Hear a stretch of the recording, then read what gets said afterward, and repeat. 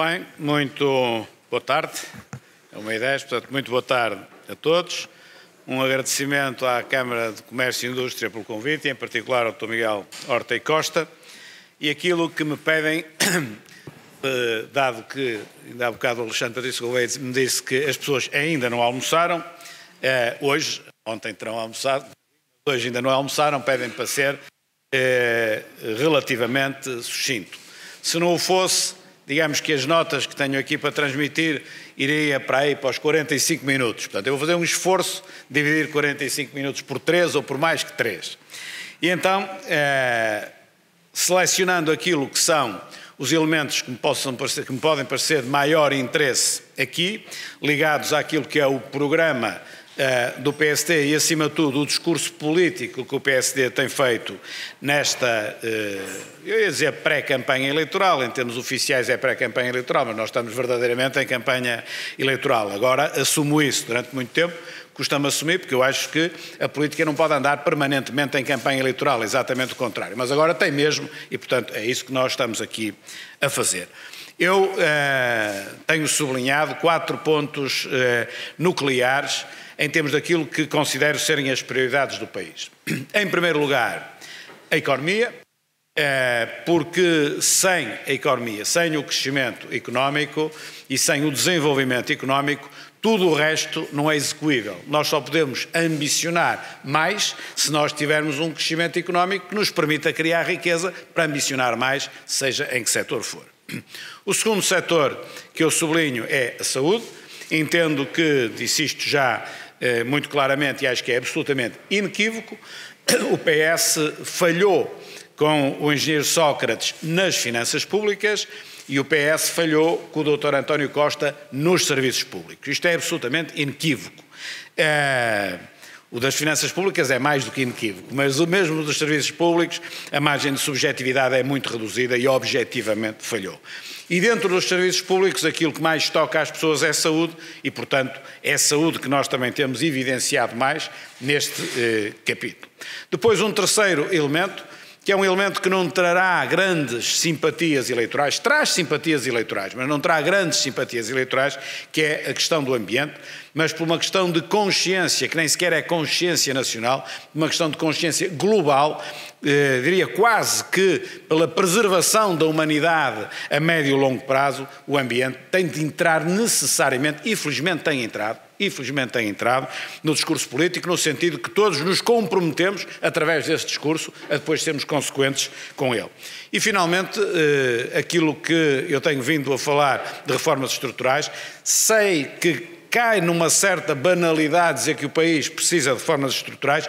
A verdade é que o país precisa mesmo, e a verdade é que se há 30 anos falar em reformas estruturais era algo que se falava de quando e em vez, por ciclos, eu estou convencido que este tema no futuro vai dominar permanentemente. Porquê? Porque a sociedade muda a uma velocidade tão grande que a sociedade vai estar permanentemente a necessitar de reformas estruturais. É aquilo que é a minha leitura e, neste caso concreto, aquelas que eu elegia, ou que tenho vindo a eleger, é o sistema político, é a justiça. O sistema político na lógica da, direi quase, salvação do regime, mas é o sistema político, a justiça, também um pouco na lógica da salvação do regime, a segurança social e a descentralização. No primeiro capítulo, a economia. Quando eu falo de economia, o que é que eu falo? Falo de uma coisa absolutamente óbvia, assim, o que é que todos desejamos? Todos desejamos melhores empregos e melhores salários. Acho que isto é óbvio, não é? Dificilmente encontraremos na rua alguém que no seu pleno juízo diz não, eu por acaso até gostaria de ganhar um bocadinho menos e gostaria que o meu emprego fosse pior um bocadinho do que aquilo que é. Acho que isto não existe e, portanto, este é o objetivo. Então, se o objetivo é melhores empregos e melhores salários, o que é que nós temos de fazer para conseguir esse objetivo? E conseguir esse objetivo é, em minha opinião, fazer o contrário daquilo que aconteceu nestes 4 anos. Depois ouvimos o Partido Socialista dizer, bom, e então e os 4 anos anteriores? Os 4 anos anteriores seguramente que são da responsabilidade do Partido Socialista em primeiro lugar, que foi quem pôs o país onde pôs, e depois um programa que na prática não era o programa do PSD, nem era o programa do CDS, era o programa da Troika, imposto pela Troika, negociado pelo PS. e depois que o PSD e o CDS subscreveram porque não tinha outro remédio que não fosse subscrever. Portanto, há condicionantes objetivas, óbvias, na comparação que não se pode fazer. Portanto, uma coisa é ter governado nessa situação, outra coisa é governar com uma folga e com um crescimento económico como aqueles que estes 4 anos, como foram estes 4 anos. E esse crescimento económico e as folgas e as margens que esse crescimento económico gerou não foram utilizadas da devida maneira para melhores empregos e melhores salários. É isto que eu digo. E quando digo isto, de que é que eu estou a falar em concreto? Aquilo que eu estou a falar em concreto é que o nosso modelo de crescimento económico é um modelo que tem de assentar nas exportações ou na produção de bens transacionáveis. Talvez dito desta forma é melhor. Na prática isso significa aumentar as exportações, mas pode também significar substituir uma importação. Vai dar mais ou menos ao mesmo, o que interessa é que nós, que a economia portuguesa produza mais produtos colocáveis em condições de competitividade no mercado. Esta é que é a questão. Ora, isto faz-se por apoio à produção, não se faz pela redistribuição completa que o Partido Socialista fez. A redistribuição tinha de se fazer e tinha de se fazer alguma redistribuição logo à cabeça. Eu isso concordo. Agora, o que tinha de haver em paralelo era uma estratégia de crescimento económico, olhando para o futuro, que é aquilo justamente que o Partido Socialista, por norma, não faz, é olhar para o futuro, olha para o presente. Apoiado no Bloco de Esquerda e no PCP, então pior ainda, então é que não havia hipótese nenhuma ter sido diferente daquilo que foi. E aquilo que nós temos de fazer é nas margens de crescimento, a margem que o crescimento económico nos vai permitir, tem de ser justamente canalizado em grande medida para aquelas entidades que garantem justamente o melhor emprego e o melhor salário, que são as empresas. Portanto, esta coisa que eu ouço muitas vezes dizer, temos de governar para as pessoas, não é? Esta conversa de governar para as pessoas, com certeza, mas alguém governa sem ser para as pessoas. Agora, governar para as pessoas é, antes do mais, preparar a economia para que a economia possa dar mais às pessoas. Assim é que nós fazemos o raciocínio certo e o raciocínio correto. O raciocínio que a governação socialista faz não é esse. E então o Bloco de Esquerda e PC ainda pior, distribui tudo o que há. Bom, se distribui tudo o que tem, então não fica nada para preparar o futuro. É por isso que nós, na nossa proposta em termos de economia, temos, como eu tenho dito, 25% da margem orçamental dedicada à redução de impostos e dentro dessa redução de impostos, 50% para as empresas, números redondos, e 50% para as pessoas singulares. Portanto, 50% em sede de IVA e IRS e 50% em sede de redução do IRC, primeiro a redução de 2 vezes, 2 mais 2% de redução da taxa, mas depois também há mais alguma verba para fazer ajustamentos no IRC, como seja, por exemplo, um maior apoio à capitalização das empresas, através de beneficiar os lucros retidos. Muitas vezes, é normal, os lucros retidos e reinvestidos, eu sinceramente, com certeza, retidos e reinvestidos, mas da forma como as empresas portuguesas estão descapitalizadas, o simples facto de serem retidos pode não ser investimento em imobilizado, mas é investimento em fundo de maneio. E fundo de maneio também carece de investimento. Quando nós fazemos um projeto de investimento, já tem mais a ver com a minha atividade profissional, mas quando fazemos um projeto de investimento, todos nós que andamos nisso sabemos, há investimento em fundo de maneio. Ora, hoje na descapitalização em que as empresas estão, isso já é investimento, que aliás ajuda a um outro problema que nós temos, que é a baixíssima poupança, ajuda aí, por via das empresas, ao reforço da poupança também. Portanto, é um quadro que não dá tudo a um lado ou não dá tudo ao outro lado, faz um equilíbrio, mas um equilíbrio consciente de que nós temos de ter políticas públicas amigas daquilo que é o objetivo, e o objetivo é mais exportações e mais investimento. Nesse sentido, temos a via fiscal e teremos um conjunto de políticas públicas que elas próprias podem incentivar ou não esse mesmo investimento e essas mesmas exportações, que é justamente aquilo que não podemos esperar que o Partido Socialista algum dia faça aquilo que é a tradição de sempre e a cultura de governação do Partido Socialista, com Bloco de Esquerda ou sem com Bloco de Esquerda e PC ou sem Bloco de Esquerda e PC, é só um bocadinho mais grave ou um bocadinho menos grave relativamente àquilo que é o historial. Na questão da saúde, aquilo que para nós é relevante, logo em primeiro lugar, é o cumprimento da Constituição da República Portuguesa. porque o PS enche a boca a dizer que criou o Serviço Nacional de Saúde, que a Constituição isto e a Constituição aquilo, mas o primeiro a não cumprir é justamente o Partido Socialista. O Partido Socialista não pegou no Serviço Nacional de Saúde e pôs o Serviço Nacional de Saúde num caos completo. Isto pode ser conversa de campanha eleitoral, que não é a minha conversa, porque não quero ser injusto. Agora, quero é fazer esta comparação, que é a comparação justa que se faz. O Partido Socialista pegou no Serviço Nacional de Saúde, na governação e, portanto, no Serviço Nacional de Saúde, em 2015. E vai largá-lo em 2019.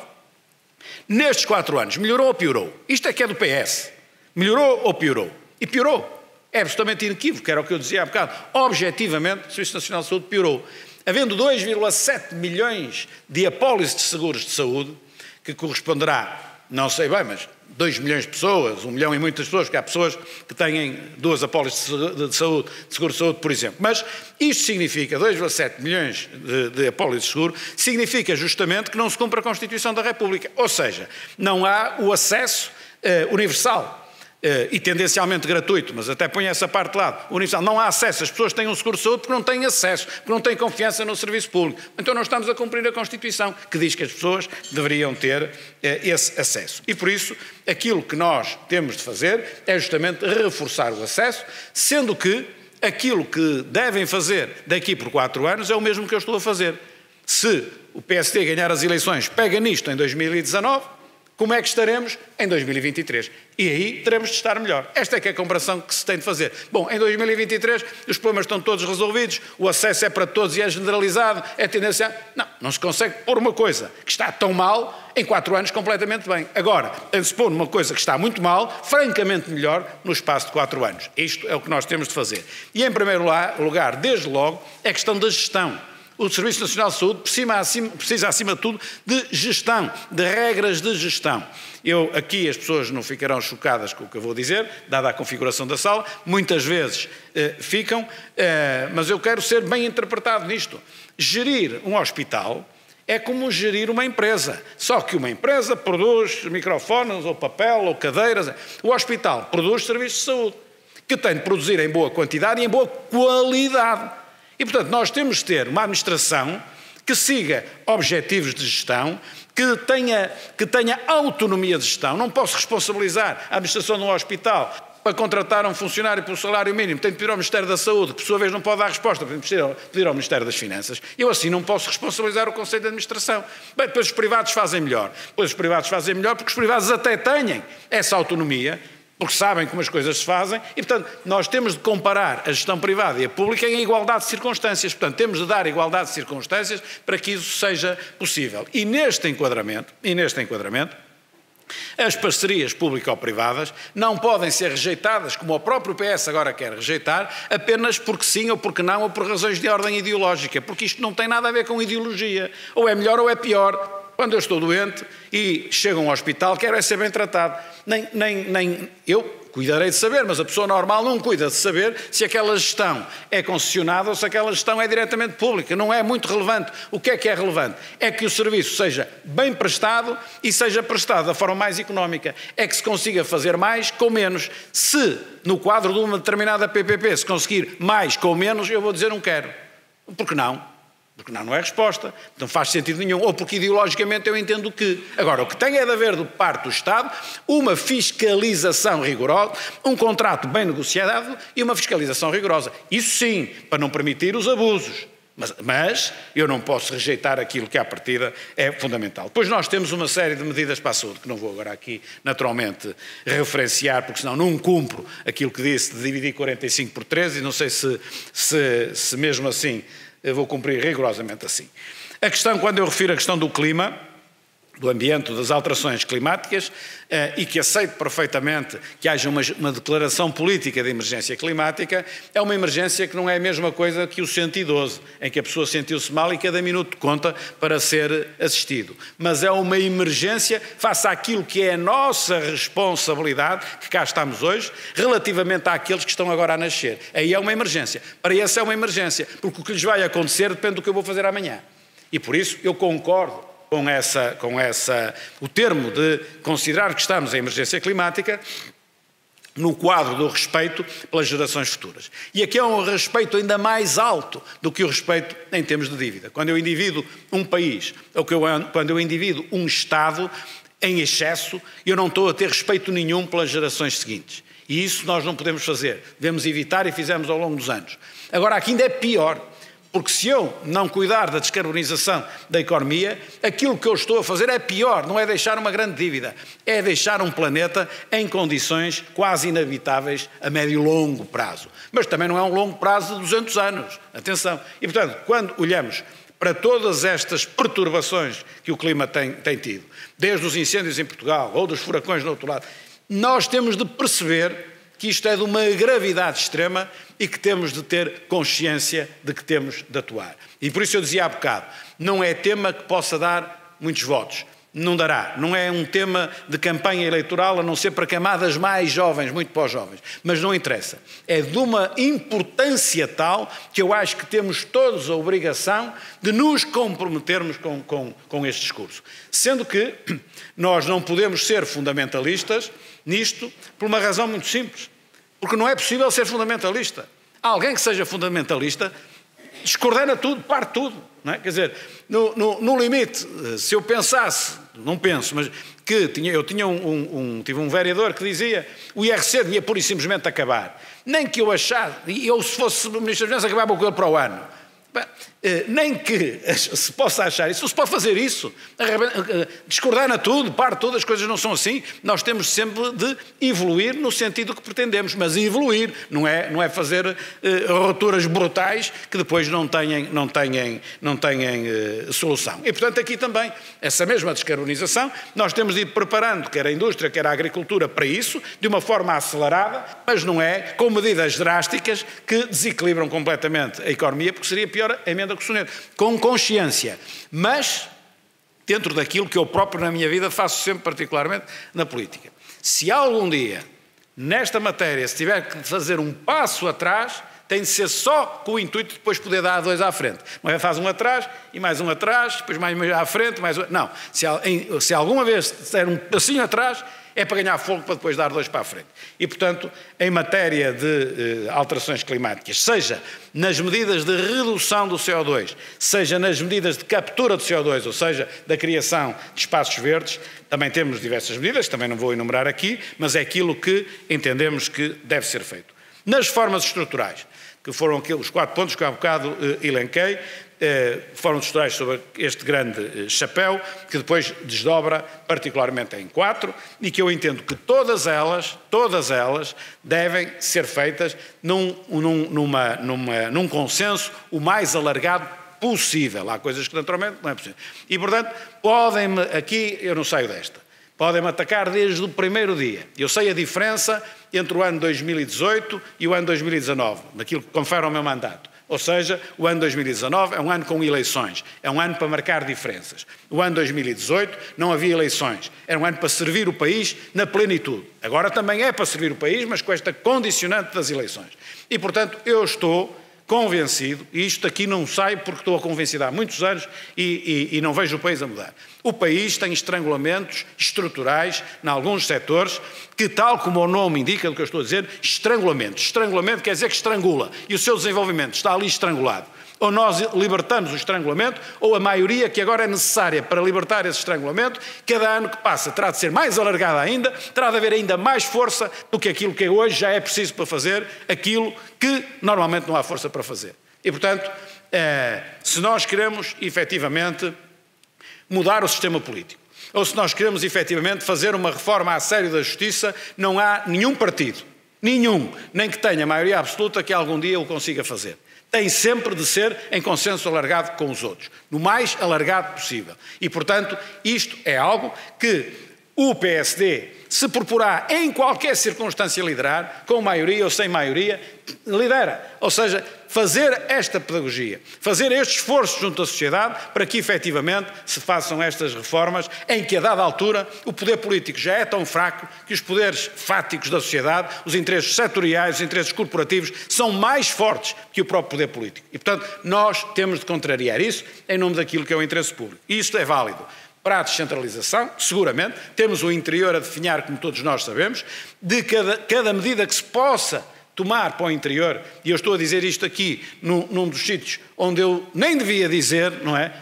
Mas com toda a frontalidade, ou seja, não ganha a cidade de Lisboa e o Conselho de Lisboa e a área metropolitana de Lisboa em continuar com esta concentração toda, porque isto degrada a qualidade de vida aqui, porque é excesso, e degrada a qualidade de vida no interior, por falta de escala. Não têm escala para se poderem desenvolver. Nós temos de ser mais equilibrados. Os países desenvolvidos são mais equilibrados. A Alemanha é um exemplo, por exemplo, de equilíbrio. Dir-me-ão, é uma federação de Estados. Bem, mas tem um equilíbrio e uma gestão do território que não tem nada a ver, por exemplo, com aquela que Portugal faz, muito litoral, muito nas áreas metropolitanas. E, portanto, isto tem de ser feito com algum consenso, sob pena de não ser execuível fazer uma coisa destas. A segurança social, que está mais do que garantida no curto e no médio prazo, não estará assim no que concerne ao médio e longo prazo. Poderá estar garantida para mim, poderá estar garantida para o Miguel.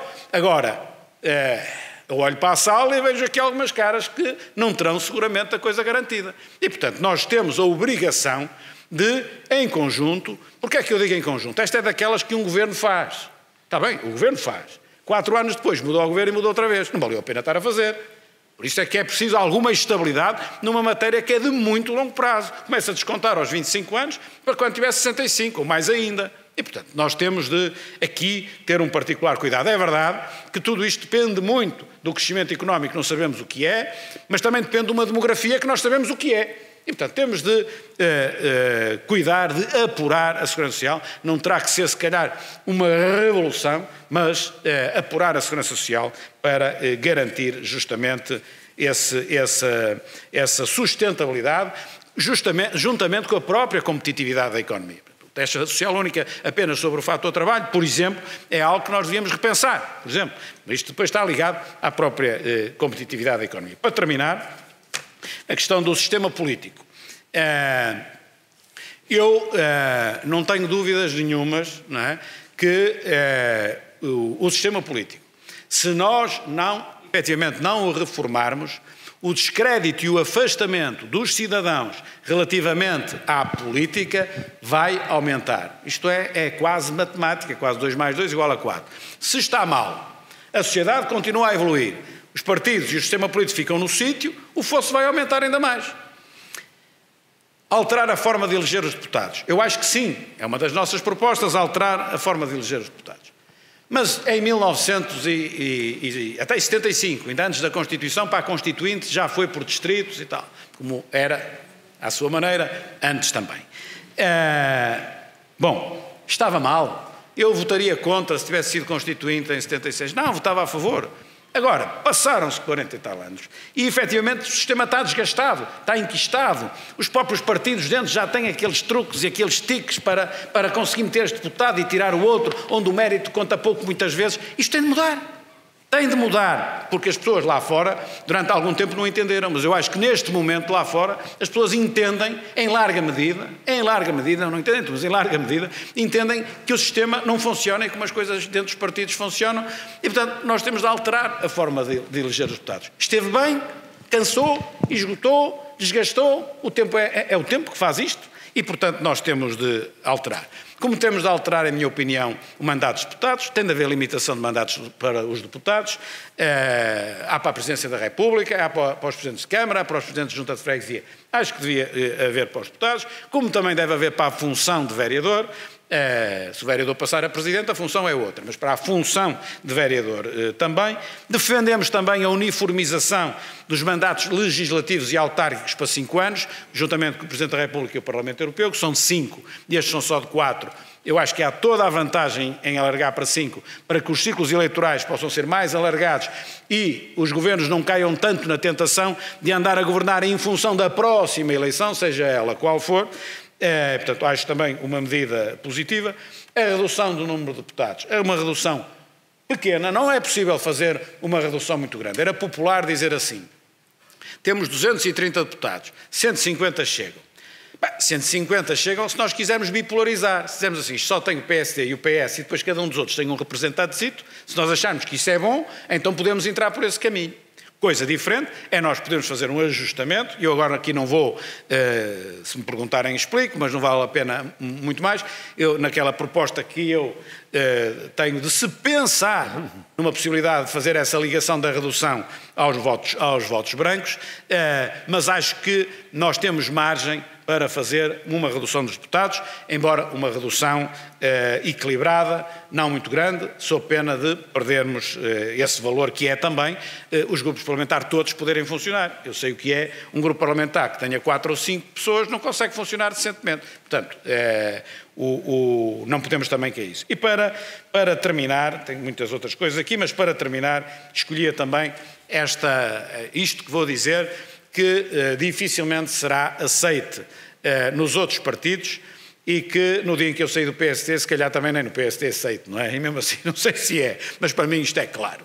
E é isto que eu fiz quando fui secretário-geral do PSD, é isto que eu agora faço enquanto presidente do PSD e que é implementado pelo secretário-geral do PSD. Mas eu acho que os partidos que vivem do dinheiro do orçamento do Estado, seja para as campanhas eleitorais, seja para o seu funcionamento interno, e bem, eu sou do tempo em que não era assim, e é muito mais barato ser financiado fundamentalmente pelo Orçamento de Estado do que ser financiado por entidades privadas. Também devem poder como podem, mas de uma forma moderada, porque o nível de dependência depois é muito mau e por isso eu sou defensor disso. Agora, se nós recebemos dinheiro do Orçamento do Estado e se nós já temos na Lei de Financiamento dos Partidos Políticos regras apertadas para as finanças dos partidos, e bem, porque é que nós não temos também, numa lei dos partidos, regras apertadas para o seu funcionamento interno e para a sua transparência?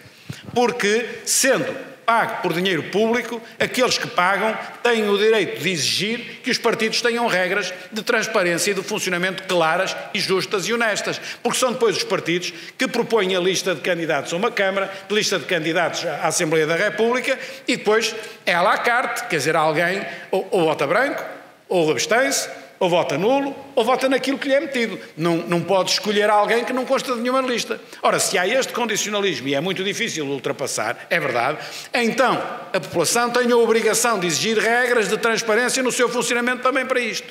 Bom, irão outros partidos dizer assim, não me vens cá dizer como é que eu dentro devo funcionar. E é verdade, eu também não quero dizer como é que dentro deve funcionar. Agora, o que eu entendo é que deve estar traduzido em lei nacional algumas regras elementares de transparência e democraticidade de que os partidos, em minha opinião, acabariam por usufruir através de um reforço da credibilidade que hoje tanto falta perante a sociedade. Acho que não cumpri, não olhei o relógio, não cumpri, mas também penso que não exagerei no tempo. Muito obrigado.